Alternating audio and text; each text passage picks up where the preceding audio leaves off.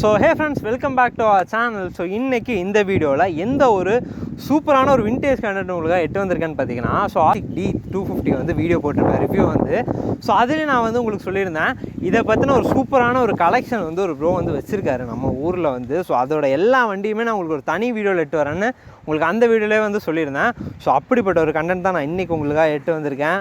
So பார்த்தீங்கன்னா தெரியும் எல்லா வண்டியும் இருக்குது விண்டேஜோட. எனக்கு தெரிஞ்சு எனக்கு மோஸ்ட்லி ட்ரீம் ஃபேசினேஷனான பைக் வந்து ராஜ்தூத், எஸ்டி, அதுக்கப்புறம் டீசல் புல்லட் பார்த்துருக்கேன், உட்காந்துருக்கேன். ஸோ வந்து ஓட்டினதில்லை. ஸோ டீசல் புல்லட் வந்து இருக்குது.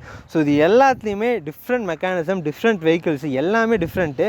பட் இது வச்சுருக்க பர்சன் வந்து ஒரே ஒரு ஆள் தான். ஸோ அவரை வந்து இன்ட்ரடியூஸ் பண்ணுறேன்.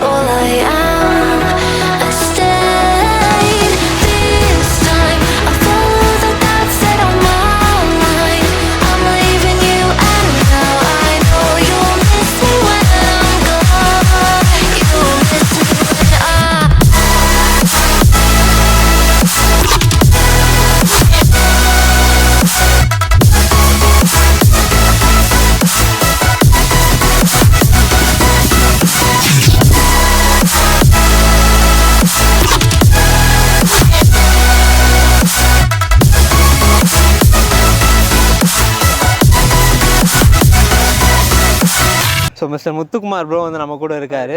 ஸோ அவர் தான் வந்து இந்த எல்லா வண்டியும் வந்து ரீஸ்டோர் பண்ணி வச்சுருக்காரு. ஸோ ஃபஸ்ட்டு ஒவ்வொரு வண்டியாக போயிடலாம் ப்ரோ. ஸோ ஃபஸ்ட்டு ஒவ்வொரு வண்டியாக போகிறதுக்கு முன்னாடி இந்த எல்லா வண்டியோட ஒரு பேக் ஸ்டோரி வந்து சொல்லுங்கள். எதுக்கான உங்களுக்கு ஒரு ட்ரீம் அது எனக்கு வந்து தெரியுது. ஸோ எல்லா வண்டியும் வந்து பண்ணி வச்சுருக்கீங்க, என்ன ஒரு ரீசன் உங்களுக்கு? ஃபஸ்ட்டு வாங்கினது பார்த்தீங்கன்னா ராஜ்தூத், இதுக்கு முன்னாடி இருக்கிற ராஜ்தூத். ஓகே. இப்போ என்னென்னா பக்கத்து தோட்டம் அவங்க வந்து ராஜ்தூத் வச்சுருந்தாங்க முன்னாடி. நான் சின்ன பையனாக இருக்கும்போது நான் அவங்க வண்டி ஏதோ ரெடி பண்ணிகிட்டு இருப்பாங்க. நான் போயிட்டு ஜஸ்ட்டு வந்து ஏதாவது கை எடுத்து நோண்டுவேன், அது பண்ணு இது பண்ணுவேன், கம்முனத்தோட அதை கம்முனு வண்டி கட்டுரு அப்படின்னு சொல்லி இது பண்ணுவாங்க. நான் அப்போ எனக்கு அப்போ வந்து சின்ன வயசுலேருந்தே ஒரு இது. ஸோ கண்டிப்பாக ராஜ்தூத் நம்ம வாங்கி ஆகணும் அப்படின்னு சொல்லிட்டு ஸோ 2016 வந்து ஃபஸ்ட்டு ராஜ்தூத் வாங்கினேன். பொள்ளாச்சி ஈரோட்டில் வாங்கினேன். தென் அதை வாங்கி அதை கொஞ்ச நாள் ஓட்டினேன். தென் அதுக்கப்புறம் சாட்டிஸ்ஃபை இல்லாமல் இது லோக்கல் வந்து டிசிசி கோயம்புத்தூர் ரெஜிஸ்ட்ரேஷன் பைக்கு. ஸோ சிங்கிள் ஓனர் என் ரிலேட்டிவிட்டே இருந்தது. ஸோ அதனால் அவங்ககிட்ட அந்த பைக் சேல் பண்ணிட்டு அதுக்கப்புறம் ஃபஸ்ட் பைக் வாங்கினது இது. அதுக்கப்புறம் செகண்ட் பைக் பார்த்தீங்கன்னா டீசல் புல்லட்டு. எல்லாருமே டீசல் புல்லட்டு ஓட்டினா வந்து உங்களுக்கு பாடி பிரச்சனை வரும், ஹார்ட் பிரச்சனை வரும் அப்படின்லாம் சொன்னாங்க. சரி அது என்ன தான் இருக்குது பார்க்கலாம் அப்படின்னு சொல்லிட்டு டீசல் புல்லட் அதுக்கப்புறம் வாங்கினேன். தென் அதுக்கடுத்தது பார்த்தீங்கன்னா ஹெச்டி தான் எடுத்தது. அதுக்கடுத்து ஹெச்டி தான் எடுத்தேன். இது வந்து எடுக்கும்போது பார்த்தீங்கன்னா ஸ்கிராப் கண்டிஷனில் தான் எடுத்தேன். நான் ஃபோட்டோஸ் உங்களுக்கு காமிக்கிறேன். ஃபுல் அண்ட் ஃபுல் ஸ்கிராப் கண்டிஷனில் எடுத்தேன். வண்டி பார்த்து கண்டிப்பாக அதை வந்து நம்ம பின் டு பின் ரெஸ்டோர் பண்ணணும் அப்படிங்கிறதுக்காகவே ரெஸ்டோர் பண்ணினது. தென் லேட்டர் வந்து KB100 கவாஸ்கி KB100 நம்ம RX-க்கு அப்பன்னு சொல்லுவாங்க. அந்த KB100 அது சரி என்னதான் இருக்குது RX அப்பனா இல்லை வேறு ஏதாவதுன்னு சொல்லி செக் பண்ணலாங்கிறதுக்காகவே வந்து நான் வந்து KB100 எடுத்தேன். தென் லேட்டர் அதுக்கப்புறம் KB100 ஓட்டிட்டு சரி RX வாங்கி ஓட்டி பார்க்கணும் எப்படி இருக்குன்னு சொல்லிட்டு அதுக்கப்புறம் RX எடுத்தேன்.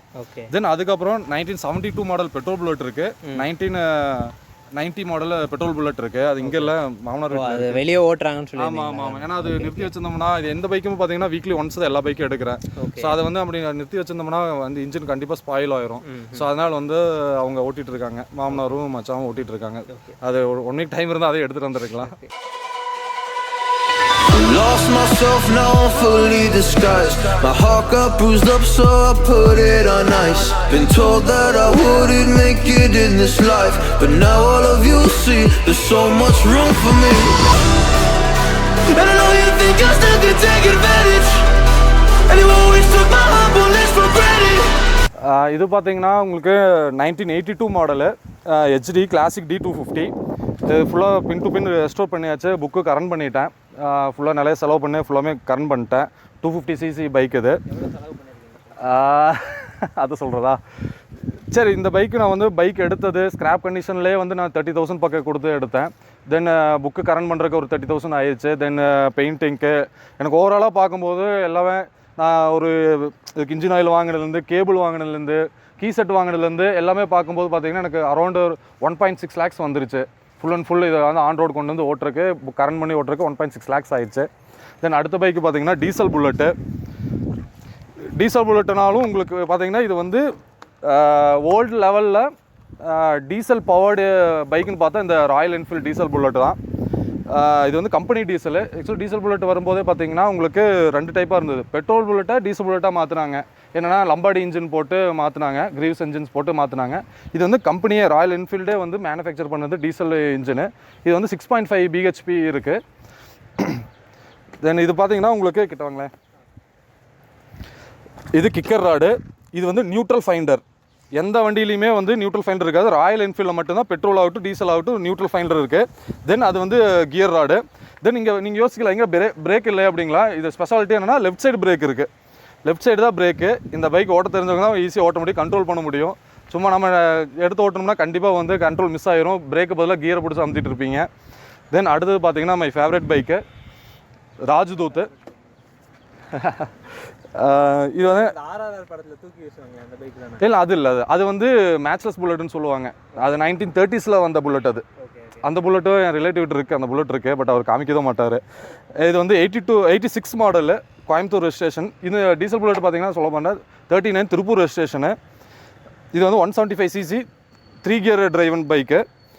இது வந்து பார்த்தீங்கன்னா பாயிண்ட் மாடலு.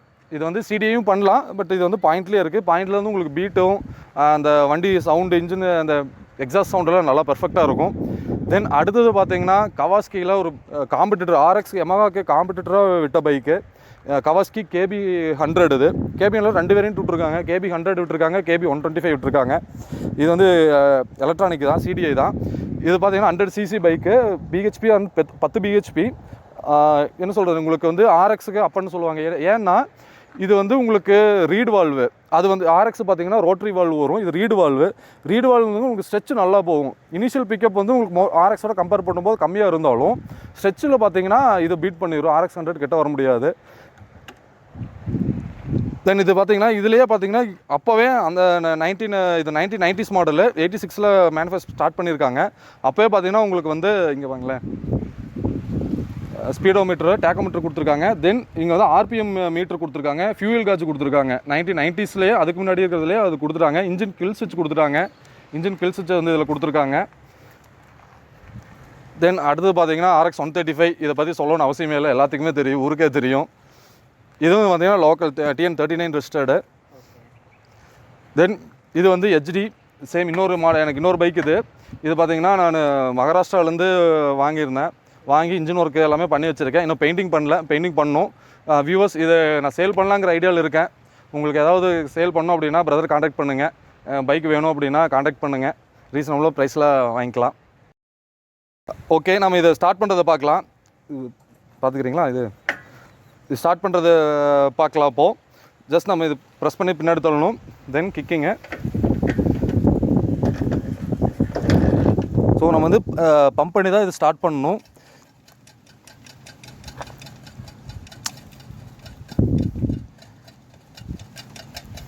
பம்ப் பண்ணியாச்சு. தென் கிக்கரும் பார்த்தீங்கன்னா நம்ம பம்ப் பண்ணுவோம். சின்ஸ் இது வந்து பாயிண்ட் டைப்புங்க, பம்ப் பண்ணி ஸ்டார்ட் பண்ணால் தான் ஸ்டார்ட் ஆகும். தென் கிக்கர் பம்ப் பண்ணி ஸ்டார்ட் பண்ணிக்கலாம்.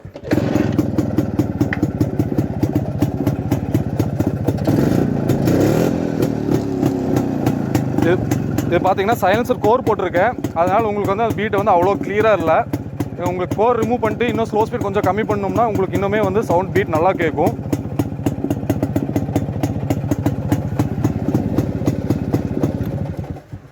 தென் அடுத்தது டீசல் புல்லட் ஸ்டார்ட் பண்ணுறதை பார்க்கலாம். டீசல் புல்லட் ஸ்டார்ட் பண்ணுறதே பார்த்தீங்கன்னா 2 மெத்தடில் ஸ்டார்ட் பண்ணலாம். ஜஸ்ட்டு இதில் டீசல் புல்லட் பற்றி தெரிஞ்சவங்களுக்கு தெரியும், டீகம்ப்ரஸர் லிவர் இருக்கும். அதை நம்ம வந்து டீகம்ப்ரஸ் பண்ணிட்டு தான் ஸ்டார்ட் பண்ண முடியும். ஈவன் டீசல் புல்லட் ஆகட்டும், உங்களுக்கு petrol old model petrol bullet ஆகட்டும், டீகம்ப்ரஸ் பண்ணிட்டு தான் பண்ணணும். இது டீகம்ப்ரஸ் பண்ணாமல் பண்ணலாம். டீகம்ப்ரஸர் பண்ணாமல் பண்ணல, ஜஸ்ட் டீகம்ப்ரஸர் பண்ணாமல் ஜஸ்ட் நம்ம கிக்கர் வந்து மூவ் பண்ணிவிட்டு ப்ரெஸ் பண்ணிவிட்டு தென் ஸ்டார்ட் பண்ணலாம். இது லிவர் யூஸ் பண்ணி ஸ்டார்ட் பண்ணலாம், அது காமிக்கிறேன். லிவர் பார்த்தீங்கன்னா கீழே இருக்கும், ஜஸ்ட் இங்கே ஒரு லிவர் இருக்கும், நம்ம அந்த பக்கம் ரோப் போட்டிருக்கோம். ஜஸ்ட் லாக் பண்ணிட்டோன்னா டீகம்ப்ரஸர் ரிலீஸ் ஆகும். தென் ஸ்மால் கிக் லைட்டாக ஒரு கிக் பண்ணிவிட்டு கிக் பண்ணால் சவுண்டு கேட்கும். சவுண்டு கேட்டதுக்கப்புறம் ஸ்டார்ட் பண்ணிங்கன்னா ஸ்டார்ட் ஆகிக்கும். இது மேக்ஸிமம் பார்த்தீங்கன்னா உங்களுக்கு கிக்கர் வந்து ரிவர்ஸ் அடிக்காது, பெட்ரோல் புல்லட் மாதிரி ரிவர்ஸ் அடிக்காது. ஸோ அதனால் தைரியமாக அது ஸ்டார்ட் பண்ணலாம். ஆனால் ஸ்டார்ட் பண்ணுறது கொஞ்சம் நேக்காக ஸ்டார்ட் பண்ணணும். 6.5 bhp.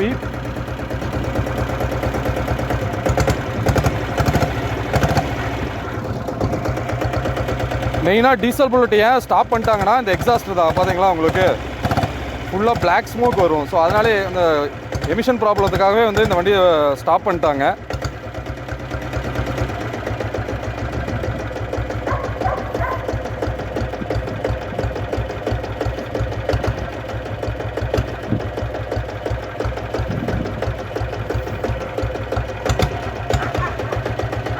தூத்தை ஸ்டார்ட் பண்ணதை பார்க்கலாம்.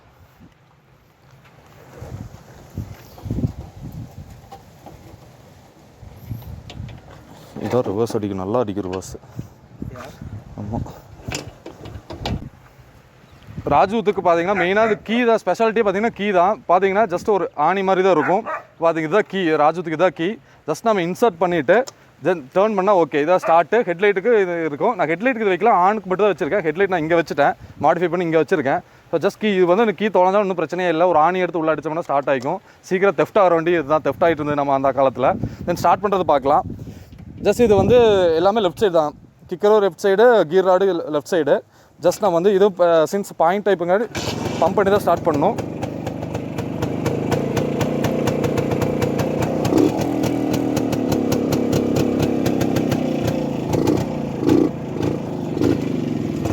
ரவுண்ட்ஸ் ஆயில் மிக்ஸ் பண்ணணும். பீட் கேட்குறீங்க.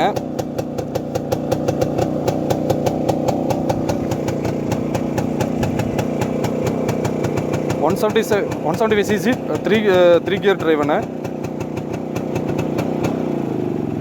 அது பார்த்தீங்கன்னா கவாஸ்கி KB100. எக்ஸாஸ்ட் சவுண்டே பார்த்தீங்கன்னா மிரள வைக்கும். நம்ம RX 100ல் உங்களுக்கு ஓப்பன் கோர் போட்டுருந்தாங்கன்னா சவுண்டு இப்படி வரும், அந்த மாதிரி வரும்.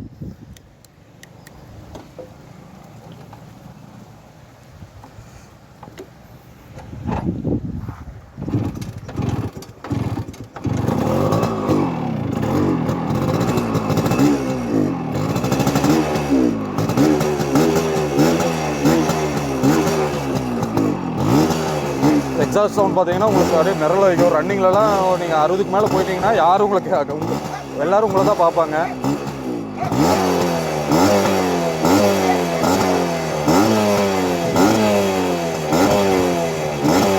RX 135 இதை ஸ்டார்ட் பண்ணி காமிக்கணும்னு அவசியம் இல்லை, பீட்டு எல்லாமே தெரியும், எல்லாத்துக்கும் தெரியும்.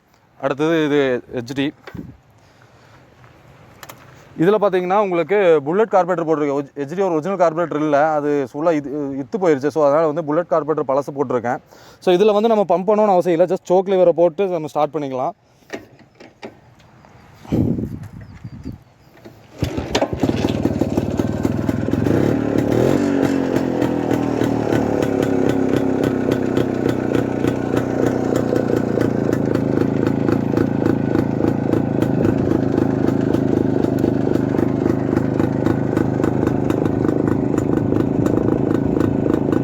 பீட்டு இது வந்து இன்ஜின் ரெஸ்டோர் பண்ணியிருக்கு. இன்னொரு 5000-10,000 கிலோமீட்டர் போகும்போது இன்னுமே உங்களுக்கு பீட்டு பார்த்தீங்கன்னா இன்னும் நைஸ் ஆகும்.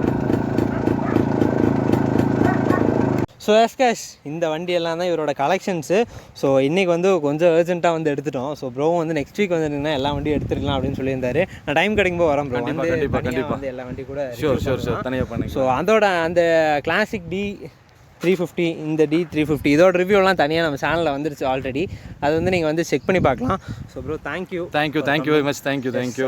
உங்களுக்கு உங்களால் எனக்கு முடிஞ்ச சின்ன ஹெல்ப் பண்ணியிருக்கீங்க. ஸோ என்னால் முடிஞ்ச ஒரு ஹெல்ப் பண்ணுறேன். ப்ரோ ஒரு சேனல் வச்சுருக்காரு, யூடியூப் சேனல். ஸோ அதோட லிங்க்லாம் நான் டிஸ்கிரிப்ஷனில் போடுறேன். ஸோ இந்த வண்டியை பற்றி ஒரு டீட்டெயில்டு எப்போ எடுத்தார், எப்போ அந்த கம்பெனி வந்துச்சு, அந்த மாதிரி டீட்டெயில்டான விஷயங்கள்லாம் அதில் வந்து சொல்லியிருக்காரு. ஸோ அது வந்து கீழே இருக்கும், நீங்கள் செக் பண்ணிக்கலாம். அப்புறம் இந்த வண்டி வந்து சேல் பண்ண போகிறாரு. ஏன்னா ஆல்ரெடி ஒரு வண்டி வச்சுருக்கனால இந்த வண்டி வந்து சேல் பண்ணுறாரு. பண்ணுறாரு. ஸோ இதெல்லாம் வேணால் நீங்கள் வந்து ப்ரோ வந்து காண்டாக்ட் பண்ணிக்கலாம். ஸோ ப்ரோ எங்கள் ஆடியன்ஸ்க்காக வேறு ஏதாவது சொல்ல விரும்புகிறீங்களா? ஒன்றும் இல்லை, இவரோட சேனலை சப்ஸ்கிரைப் பண்ணுங்கள், லைக் பண்ணுங்கள், ஷேர் பண்ணுங்கள், அவ்வளோதாங்க bro. All the best. And இவர் பார்த்தீங்கன்னா ஜஸ்ட் நாங்கள் பைக்கில் ஹெச்டியில் போயிட்டு இருந்தேன். ஆமாம், அந்த ஸ்டோரி நான் சொல்லவே மறந்துட்டேன். காலையில் அவசரமாக 2 பேருமே வேலைக்கு கிளம்பி போயிட்டு இருந்தோம். டக்கு நிறுத்துங்க நேரம். சரி ஓகே நிறுத்தினேன். சரி நான் என்ன நினச்சேன், சரி பைக் பற்றி கேட்பாருன்னு நினச்சேன். அதுக்கப்புறம் தான் சொன்னார், இந்த மாதிரி யூடியூப் சேனல் ரன் பண்ணுறேன், பைக் ரிவ்யூஸ் போட்டிருக்கேன் அப்படின்னாரு. சரி ஓகேங்க ப்ரோ, வாங்க கண்டிப்பாக வாங்க, ஒரு நாள் பண்ணிக்கலாம், என்கிட்ட மற்ற பைக்ஸ் இருக்குது, எல்லாமே ரிவ்யூ பண்ணிக்கலாம் அப்படின்னு சொன்னேன். ஸோ அதனால தான். ஸோ அது எந்த நாள்னா நேற்றே கேட்டு இன்றைக்கே வீடியோ எடுக்கிற மாதிரி ஆயிடுச்சு, அந்த மாதிரி சுச்சுவேஷனு. ஏன்னா D250 பார்த்துருக்கேன், ஓகேங்களா, பார்க்கலான்னு சொல்ல முடியாது, பார்த்துருக்கேன். பட் இந்த அளவுக்கு ரீஸ்டோர் பண்ண ஒரு வண்டி நான் பார்த்ததே இல்லை. அதனால தான் எனக்கு ரொம்ப வந்து இன்ட்ரெஸ்ட் ஆகிடுச்சு. சரி என்ன ஆனாலும் பரவாயில்ல, துரத்தி பிடிச்சிடலாம் அப்படின்ட்டு துரத்தி பிடிச்சி வந்து கேட்டாச்சு. ஸோ இன்றைக்கி ஒரு சூப்பரான டே. எக்ஸ்பெக்ட் பண்ணவே இல்லை ப்ரோ இந்த மாதிரி ஒரு வீடியோ வந்து கிடைக்குன்ட்டு. So thank you. இந்த வீடியோ அப்படியே என்டர் பண்ணிக்கலாம். கேஷ் இந்த வண்டி மாதிரி நிறையா விண்டேஜ் பைக்ஸ், விண்டேஜ் கார்ஸ்லாம் இன்னைக்கு கலெக்ஷன் கொண்டு வந்துருவாருன்னு நினைக்கிறேன். இன்னும் கொஞ்சம் நாள் ஆகணும், கொண்டு வந்துருவாரு. அதுவும் கொண்டு வந்தாலும் நான் உங்களுக்கு வந்து காட்டுறேன். ஸோ இந்த வீடியோ அப்படியே என்டர் பண்ணிக்கிறேன். So see you people in the next video another back from travelgramofuv with this vintage bikes collection. So bye guys.